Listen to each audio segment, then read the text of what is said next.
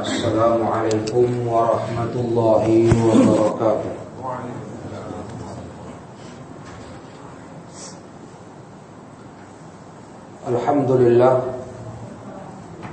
Alhamdulillahi rabbil alamin. Wa bihi nasta'in ala umurid dunya waddin. Wa ashhadu an la ilaha illallah wahdahu la syarika lah. Wa ashhadu anna Muhammadan abduhu wa rasuluh. Qala Allah Ta'ala fi kitabihil karim, ya ayyuhalladzina amanu taqullaha haqqa tuqatih wa la tamutunna illa wa antum muslimun. Wa qala Rasulullah sallallahu alaihi wasallam, fa inna asdaqal hadithi kitabullah wa khairal huda huda Muhammadin sallallahu alaihi wasallam wa syarrul umuri muhdatsatuha fa inna kulla muhdatsatin bid'ah wa kulla bid'atin dhalalah wa kulla dhalalatin finnar. Amma ba'd. Ikhwani fiddin, para jemaah kaum muslimin yang dirahmati Allah tabaraka wa ta'ala. Alhamdulillah, dengan memanjatkan puji dan syukur kita kepada Allah, pada kesempatan malam hari ini sebagai kesempatan terakhir kita mempelajari kitab Al-Fawaid di bulan Sya'ban, karena beberapa hari lagi insyaallah kita akan bertemu dengan bulan penuh barokah, bulan penuh maghfirah, bulan Ramadan. Kaum muslimin yang saya muliakan, melanjutkan pelajaran kitab Al-Fawaid yang ditulis Al-Imam Ibnul Qayyim rahimahullahu ta'ala. Kita memasuki fasal adawatul aqli wal hawa. Fasal tentang permusuhan antara akal dan hawa nafsu.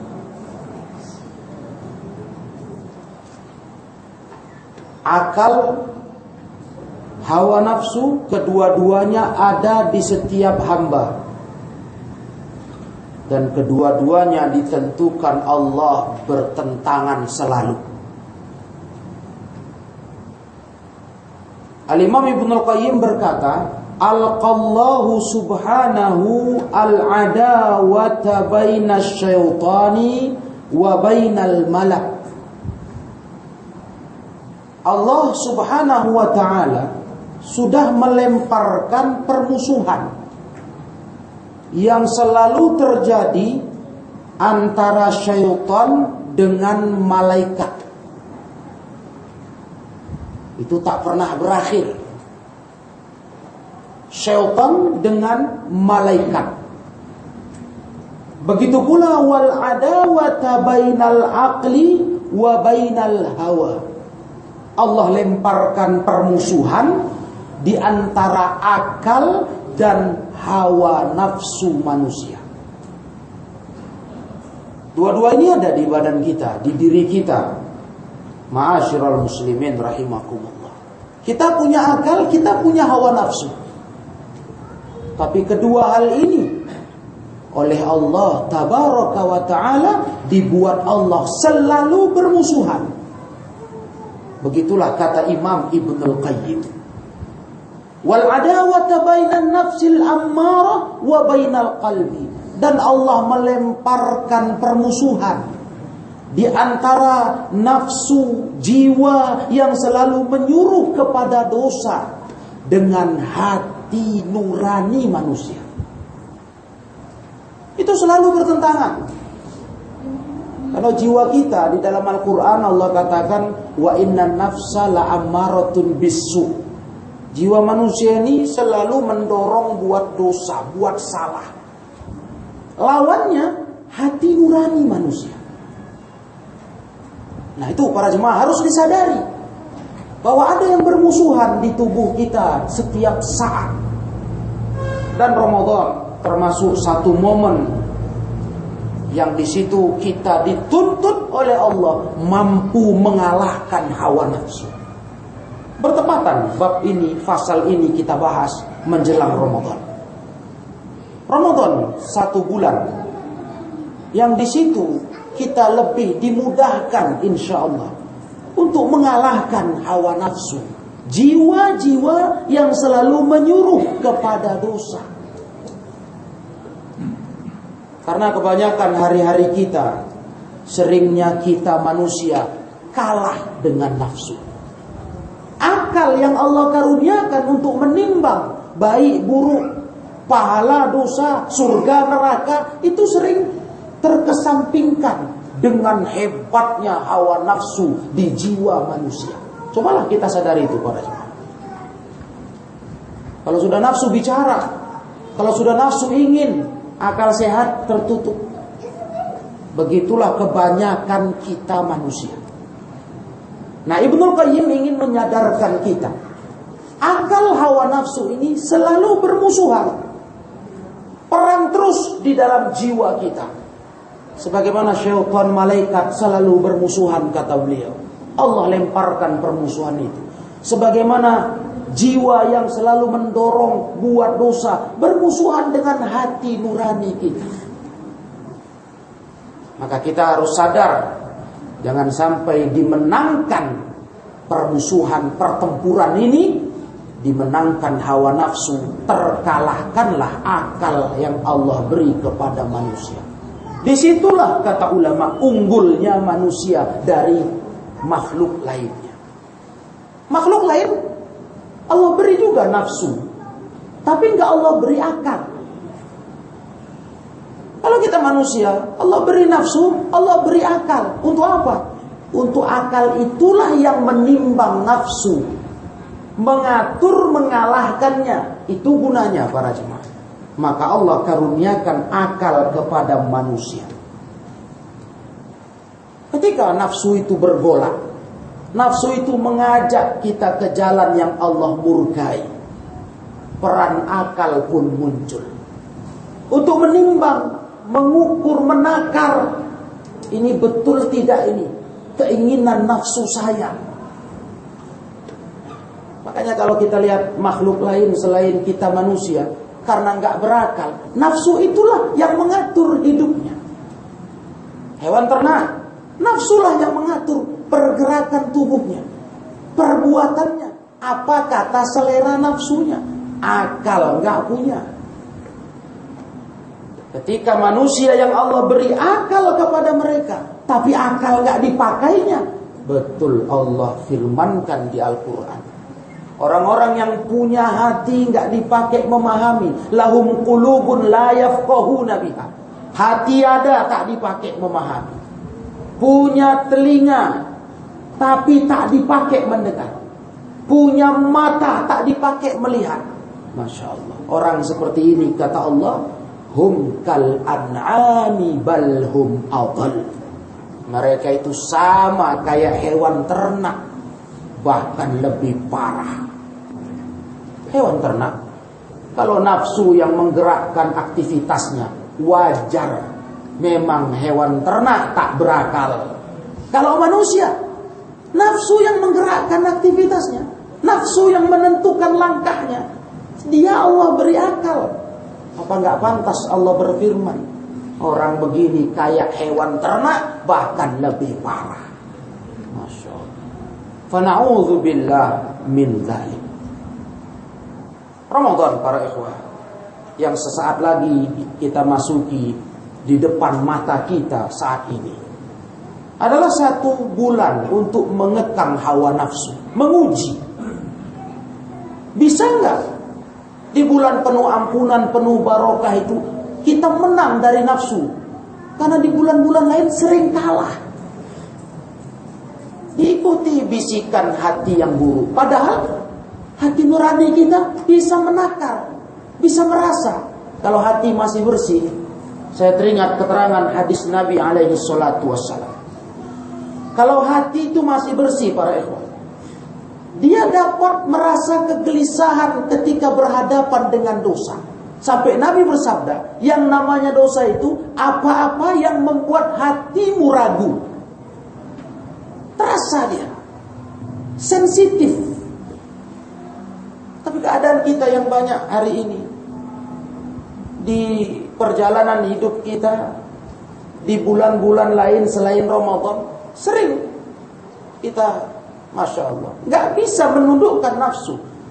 Kalah sensitif hati kita, yang sudah hati kita meragukan buat satu perbuatan, tapi nafsu terlalu selera dikerjakan. Itu aja udah. Padahal di hati sudah ragu, sudah bimbang. Tanda masih ada kebaikan pada diri kita. Tapi kita abaikan itu. Itu yang kata beliau tadi, wal adawah bainan nafsil ammarati wa bainal qalbi. Allah lempar permusuhan antara jiwa yang mendorong kepada dosa dan hati nurani manusia.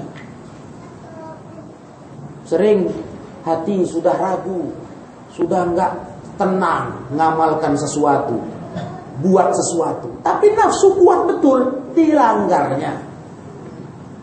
Sering para jemaah yang mulia, ilmu sudah membentengi kita. Kita berilmu tahu ini dosa, tak bisa diteruskan ini. Tapi kalah lagi sama hawa nafsu, dibuat juga. Masya Allah. Itulah kalau kita introspeksi diri yang kita rasakan kaum muslimin, para jemaah yang saya muliakan. Permusuhan, pertempuran nafsu dan akal ini sering kalah akal kita. Tunduk kali dengan nafsu kita. Allah sampai berfirman, "Wa man adallu mimman ittakhadha ilahahu hawahu." Siapa yang lebih sesat? Ada tidak? Bentuk pertanyaan tapi pernyataan ini. Pertanyaan bentuknya dalam sirah kalimatnya di Al-Qur'an. Wa man adallu. Siapa lebih sesat? Tapi tujuannya pernyataan. Dibanding orang yang mengambil sesembahannya adalah hawa nafsunya, Tuhannya adalah hawa nafsunya, hawa nafsu jadi sesembahannya. Ada nggak lebih sesat? Pertanyaan para jemaah. Tapi maksudnya pernyataan. Nggak ada. Itulah orang paling sesat. Kok hawa nafsu dipertuhankan, dituruti betul? Sekali lagi ikhwan para jemaah yang saya muliakan, Ramadan, tiap ketemu Ramadan kita berharap kita terus menang. Setelah sekian lama mungkin kalah sama nafsu, kita mau menang. Kemenangan di Ramadan kita harapkan berlanjut di luar Ramadan. Karena sudah teruji sebulan menang. Bisa kita tundukkan nafsu. Bisa. Akal sehat kita unggul di Ramadan. Paham kita, walaupun nafsu mendorong kita untuk berbuat pelanggaran. Apa susahnya kita makan minum? Gak tahu orang bisa. Tapi akal kita bicara, akal kita menang untuk tak kita langgar pembatal puasa. Dilatih kita di Ramadan para jemaah untuk mengalahkan nafsu. Ambil itu jadi pelajaran di luar Ramadan. Karena begitulah kondisi manusia. Di Ramadan tergembleng, teruji. Satu hari lepas dari Ramadan, Syawal, 1 Syawal, sudah balik lagi nafsu dipertuhankan.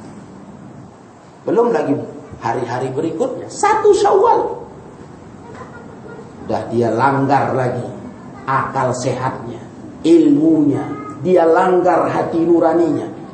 Sudah. Padahal sebulan penuh dia berhasil menggembleng diri. Dan itu jadi pelajaran harusnya. Trik dan cara menundukkan nafsu. Karena di situ para jemaah teruji betul. Makanya dalam hadis sahih, hadis qudsi, karena hebatnya nilai puasa, betul-betul kita buat ini karena Allah tabaraka wa ta'ala, puasa itu. Sampai di hadis qudsi Allah berkata, as-sawmu li wa ana ajzi bihi. Puasa itu betul-betul untukku, kata Allah. Betul-betul untukku itu. Tidak ada bisa diduakan niatnya antara kita sama Allah. Dan aku, kata Allah, yang akan membalas khusus untuk orang yang mengamalkannya. Itu tanda para jemaah, kita bisa menang di Ramadan melawan nafsu. Mengapa di luar Ramadan kita sering kalah sama nafsu?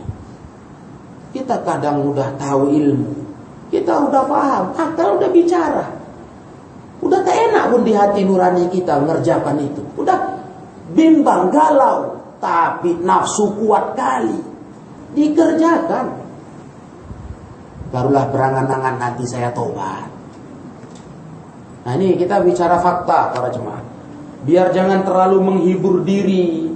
Perasaan udah banyak kali takwa kita kepada Allah, padahal lebih banyak kita durhaka kepada Allah subhanahu wa ta'ala. Koreksi diri kita namanya, muhasabah. Kebetulan fasal ini yang kita temui menjelang masuk bulan Ramadan, fasal permusuhan antara akal dan hawa nafsu. Iya. Jadi kita ingatkan diri kita dengan menyambut bulan Ramadan ini, masuk nanti ke dalamnya, kita bertekad. Kita harus menang dari nafsu kita. Yang kita jangan pernah berkata di Ramadan hawa nafsu pasti terkekang, tidak. Itu bagi yang memang mereka Allah mudahkan mengekangnya. Nah, bukan pasti hawa nafsu itu tak bisa berkutik di Ramadan, tidak. Tidak para jemaah. Itu bagi orang yang Allah mudahkan dia mengalahkannya. Bagi yang tidak, lihat di bulan Ramadan juga pelanggaran-pelanggaran agama, penurutan atas hawa nafsu merajalela.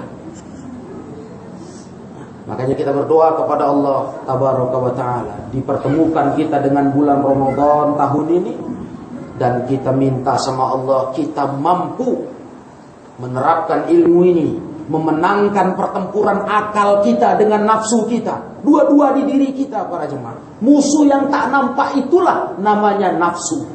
Tak nampak. Bukan di depan mata kita yang bisa kita mengatur strategi mengalahkannya, menghadapinya. Dia di tubuh kita.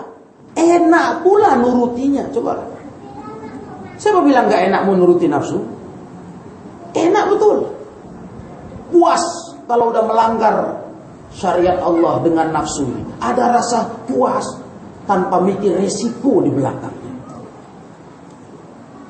Nah, ini para jemaah yang mulia, yang diingatkan Ibnul Qayyim betapa mengerikan pertempuran, permusuhan hawa nafsu dengan akal yang harus kita sadari untuk memenangkan akal kita. Akal kita yang harusnya menjadi tolak ukur apa mau nafsu. Akal kita menimbangnya. Muncul selera, muncul nafsu buat sesuatu, bicara tentang sesuatu. Akal dulu yang di depan menimbangnya. Bisa nggak diteruskan? Bisa nggak dikerjakan? Kalau ternyata akal kita menimbang, ini nggak bisa. Ini dalam syariat salah. Ada yang dilanggar dari agama. Berhenti. Itu baru menang namanya. Kalau dibuat terus, kalah kita para jemaah. Kalah dalam pertempuran ini. Nah, kaum muslimin yang dimuliakan Allah, Ali bin Abi Thalib pernah berkata, radhiyallahu taala anhu. Kata sahabat Ali, al-hawa amyun atau umyun. Hawa nafsu itu kebutaan. Orang nuruti hawa nafsu buta itu. Orang buta itu. Itulah hawa nafsu, kata Ali bin Abi Thalib. Itu yang mau kita perturutkan. Aduh, para jemaah yang mulia. Betul-betul lah Ramadan ini, berhubung kita dapat ilmu ini, kita bertekad mau perang sama nafsu. Mau menang, mau jadikan itu langkah kemenangan di bulan-bulan berikutnya. Kenapa bisa kalah nafsu di Ramadan, di luar Ramadan tidak bisa? Begitulah sebenarnya hasil pengkaderan keimanan dengan masuknya hamba ke bulan Ramadan. Bukan sekedar saya puasa, saya sholat tarawih, sudah. Bukan ritual itu saja. Di situ ada sebuah perjuangan. Pembuktian kita nggak mau kalah sama nafsu kita. Nafsu kita harus kita tundukkan. Kita yang mengaturnya, jangan dia yang mengatur kita. Allah kasih kita cara untuk mengaturnya, akal. Inilah karunia Allah buat manusia tampil beda, istimewa dibanding makhluk lainnya. Akal para jemaah. Makanya kata Imam Ibnu Abi Hatim ketika beliau memberi nasihat terkait dengan masalah lisan, kata Imam Ibnu Abi Hatim, akal orang yang berakal, yakni orang yang punya akal dan dimanfaatkan akalnya. Akal itu di depan lisan. Sebelum lisan bicara, akal di depan sana memeriksa. Bisa nggak bicara lisan ini dengan apa yang diinginkannya? Kalau bisa dirasa akal itu, maka dilepaskannya lah lisannya bicara. Kalau akal melihat tak bisa, ini salah, ditahannya. Itu orang pintar, kata Imam Ibnu Abi Hatim.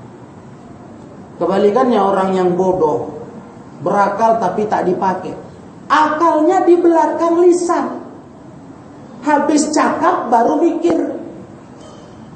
Betul nggak itu? Salah nggak tuh?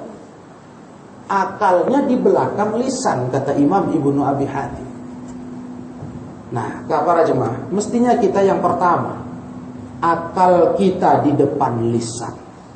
Begitu pula perbuatan, akal kita di depan perbuatan. Jangan berbuat, jangan turuti apa selera hati, selera nafsu sebelum dipertimbangkan baik buruknya. Begitu mestinya hidup ini para jemaah. Peran akal ini fungsikanlah betul-betul. Itu peran akal untuk mengalahkan nafsu. Nah, kalau sesuatu terjadi pada diri kita, keinginan, kemauan, jangan langsung dikerjakan. Coba dipikirkan dengan akal. Apalagi Allah udah beri kita ilmu. Ini benar nggak? Secara syariat nyalah apa tidak? Oh, tak salah ini. Boleh. Bismillah, kerjakan. Ucapkan. Ternyata nggak boleh. Jangan berhenti. Cukupkan sampai di situ. Begitulah mestinya para jemaah yang mulia.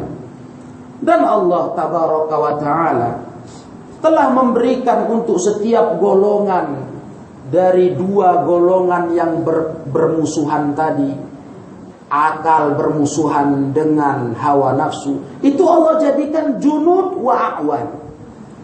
Ada bala tentara, ada para penolong. Masing-masing ada. Tentara-tentara nafsu itu ada para jemaah. Penolongnya ada. Akal pun begitu. Ada tentara-tentara dan penolongnya. Itu mesti para ikhwah yang dimuliakan Allah tabaraka wa ta'ala. Nah, penolong-penolong inilah para jemaah yang mau kita kurangi perannya dalam hal penolong nafsu kita. Di antara penolong hawa nafsu ini lebih dominan. Apa yang pernah kita bahas juga di kitab Ibnul Qayyim ini, apa itu?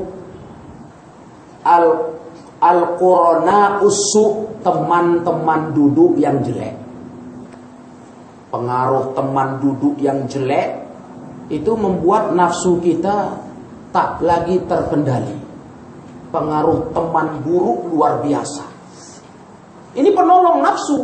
Nah, tutuplah dia, patahkan. Jangan mampu menolong nafsu kita untuk menguasai hidup kita. Jauh-jauh dari teman buruk. Kemudian tempat-tempat yang di situ dituhankan hawa nafsu, tempat maksiat, jangan datang ke situ. Kita telah membiarkan tentara-tentara hawa nafsu, penolong-penolongnya berperan. Maka Islam melarang kita mendatangi mawaqi'ut tuham. Itu istilahnya, tempat-tempat yang tertuduh.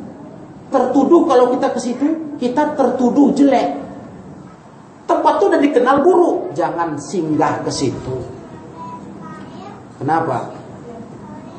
Seperti kita ngasih makan nafsu supaya kuat dia. Awan, junud, tentara penolongnya kita dekatkan, kita perbantukan, maka nafsu merajalela.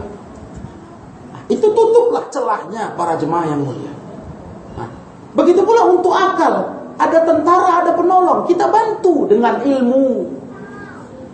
Dengan ilmu yang membuat akal ini tajam untuk menimbang apa mau nafsu. Dibekalilah dengan ilmu. Dengan teman duduk yang baik, yang nasihatnya menguatkan akal kita. Namanya manusia para jemaah. Saking akalnya lemah, sampai muncul istilah, manusia itu tergantung pembisiknya. Itu tanda akal kita lemah. Gampang kali dipengaruhi. Siapa yang jago bisik, jago dekat dengan orang itu? Itu yang bisa mewarnai akalnya.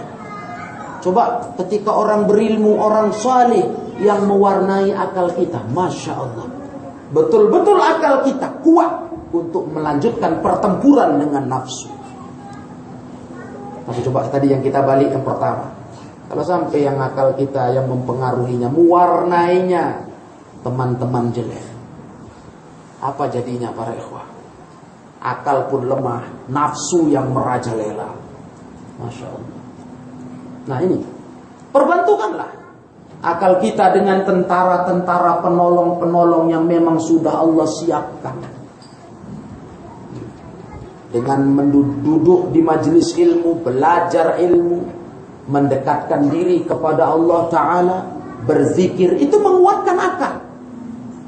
Membuat akal itu cerah, terang, sensitif dengan apa mau nafsu.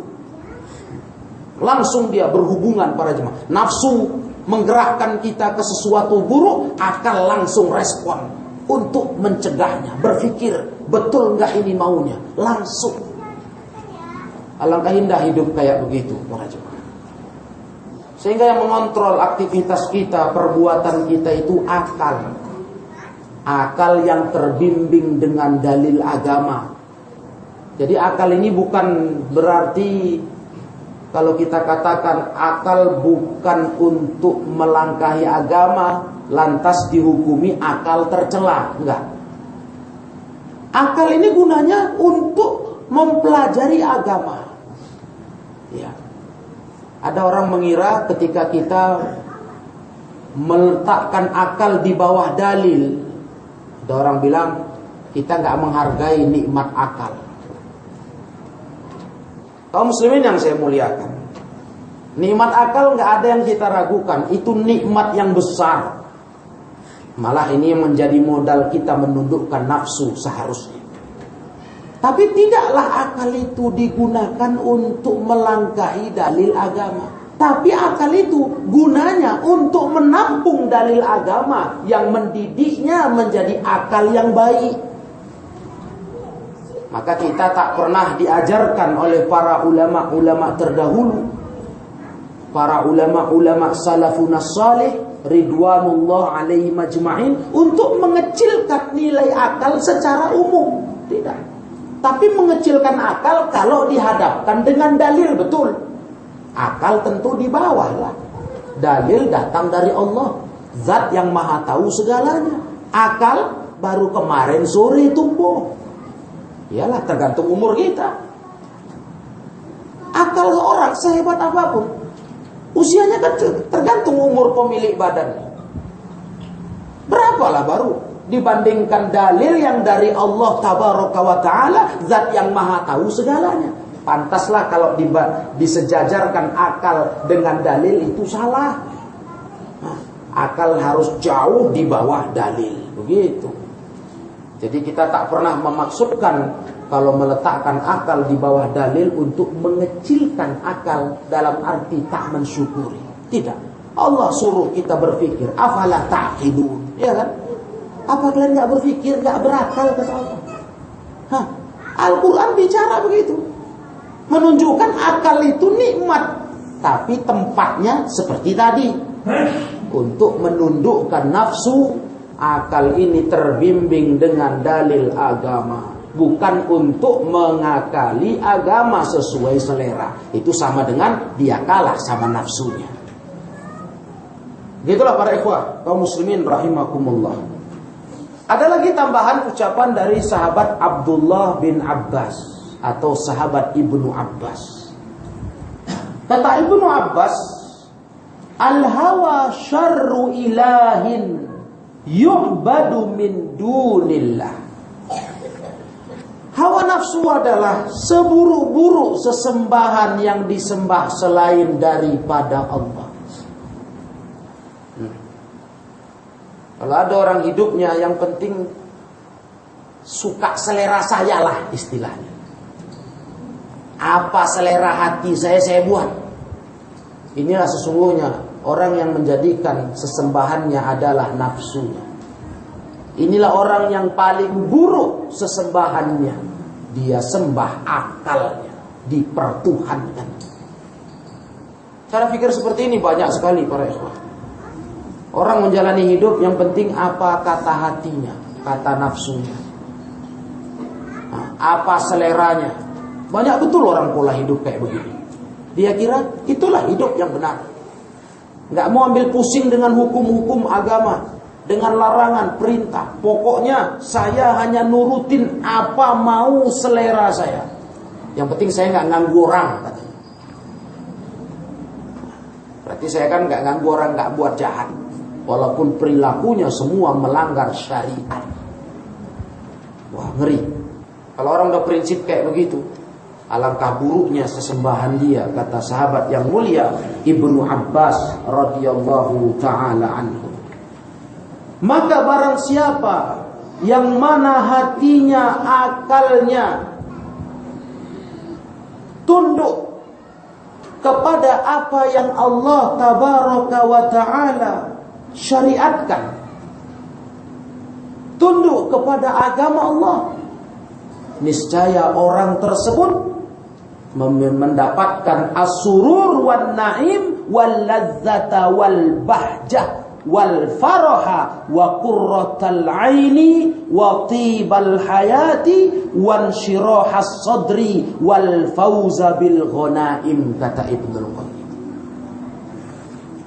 Barang siapa para ikhwah yang mulia kayak begitu dia, akalnya itu dibimbing dengan syariat Allah, hatinya dibimbing dengan syariat Allah, sehingga bisa dikalahkannya nafsunya, niscaya orang ini akan merasakan kebahagiaan, kenikmatan, kelezatan.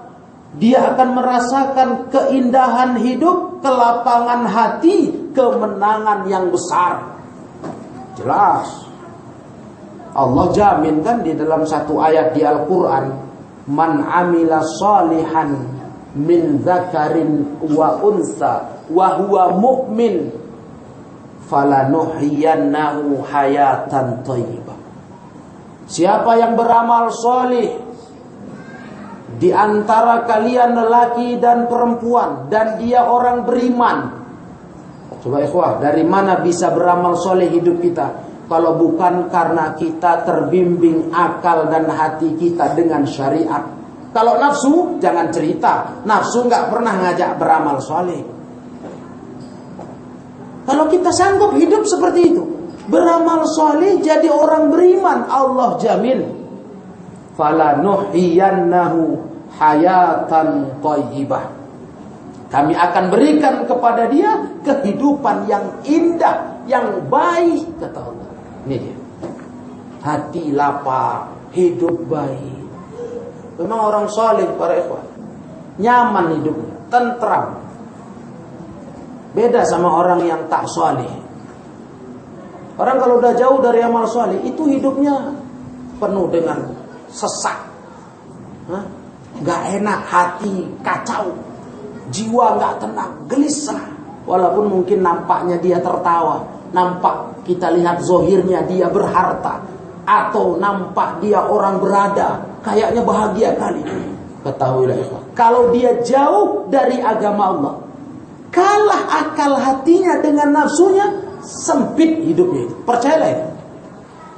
Bukan kita dukun nebak-nebak urusan orang, tapi Allah yang berfirman, Allah berkata di ayat lainnya, "Wa man a'rada an dzikri fa inna lahu ma'isyatan dhanka." Orang yang berpaling dari mengingatku, sungguh bagi dia aku berikan hidup yang sempit. Allah yang berkata, bukan kita yang menebak-nebaknya. Seperti dukun, itu perbuatan haram. Mengaku-ngaku tahu gaib, urusan orang yang tak nampak kok kita bilang. Kita tahu pasti sempit hatinya. Yang bilang Allah. Kalau orang gak beragama, kalah akal sama hatinya dengan nafsunya, maka dia gak beragama, sempit. Percayalah dengan cakap Allah. Walaupun dia nampak tertawa, gembira, iya, nampak betul-betul menikmati hidupnya, sempit itu ya. Fa inna lahu ma'isyatan dhanka. Itulah firman Allah yang tak mungkin kita ragukan. Maka para jemaah yang mulia, kita lebih percaya firman Allah yang tak pernah bohong dengan ucapannya daripada yang kita lihat dengan mata kepala, bahkan dengan mata kepala. Soalnya kan ini urusan kebahagiaan, kelapangan hati itu kan rahasia. Yang kita tengok itu yang zohirnya. Urusan hatinya siapa tahu. Pusing kepalanya, sesak dadanya, gelisah. Kita tahu apa? Yang tahu Allah. Dan Allah sudah bilang, hidupnya sempit. Rugi para ikhwah, rugi kalau nurutin nafsu, rugi. Banyak betul masalah datang ke hidup kita. Banyak sekali problema-problema datang menghantam hidup kita. Tak nyaman rasanya. Tapi kalau kita jadi orang saleh, Masya Allah. Orang saleh Allah beri kelapangan di hidupnya, kebaikan, hayatan thayyibah.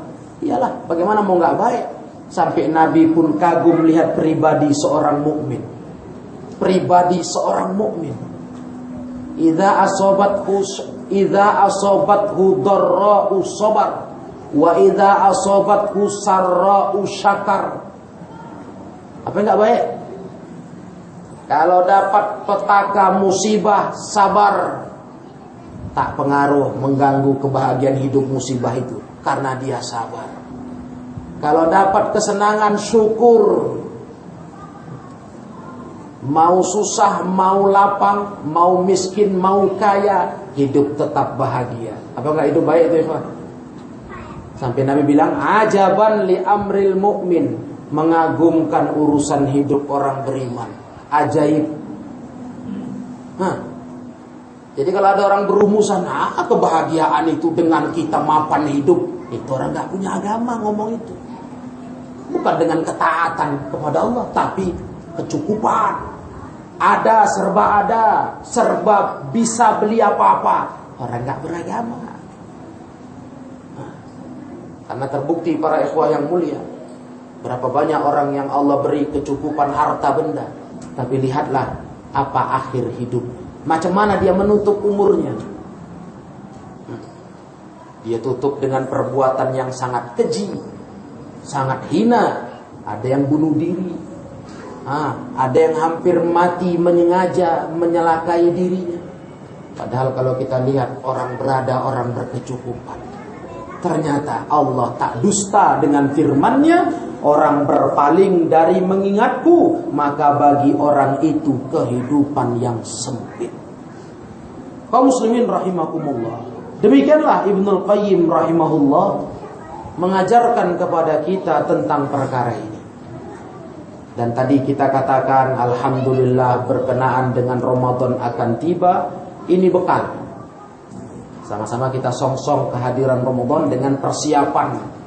Kita mau menang dalam pertempuran di bulan Ramadan, karena di situ lebih dimudahkan insyaallah. Lebih dimudahkan sehingga perkara-perkara yang di situ nanti dorongan nafsu menggoda, ya jangan dituruti, ya, bahaya. Seperti salah satu dorongan nafsu yang mungkin nggak terfikir kita. Sekaligus di sini saya sampaikan sebagai bekal Ramadan. Terhitung dari kesalahan orang di bulan Ramadan apa, Pak? Yang di sini kita nggak sadar, kita kira, kita pikir ini wajar. Ternyata dihitung para ulama ini kesalahan. Berarti kita nurutin nafsu. Apa itu? Makan sahur kekenyangan. Apa salahnya? Kan menguatkan Ramadan puasa.